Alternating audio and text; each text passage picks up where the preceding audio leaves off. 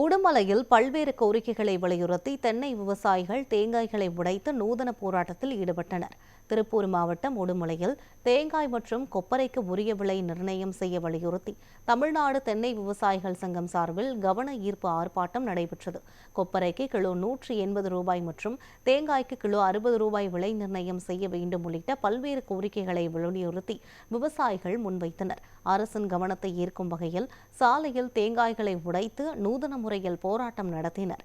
இதில் ஏராளமான தென்னை விவசாயிகள் கலந்து கொண்டு கோரிக்கைகளை வலியுறுத்தினர்.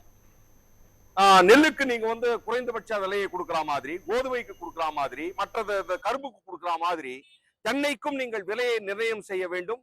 அந்த விலையை நீங்கள் அது அமலாக வேண்டும் என்று சொன்னால் ஆட்சியாளர் அரசுகளே நேரடியாக கொள்முதல் செய்ய வேண்டும். 100%, 1, 2 இல்ல, 100% மொத்தமே என்னுடைய கொப்பரை, தேங்காய் முழுவதும் மற்றது எல்லாமே நீதான் கொள்முதல் செய்யணும்.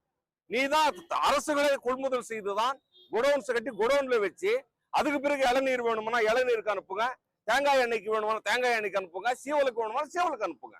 இதுதான் எங்களுடைய கோரிக்கை. இப்படி நீங்கள் செய்தால்தான் இந்த தென்னை விவசாயிகளை பாதுகாக்க முடியும்.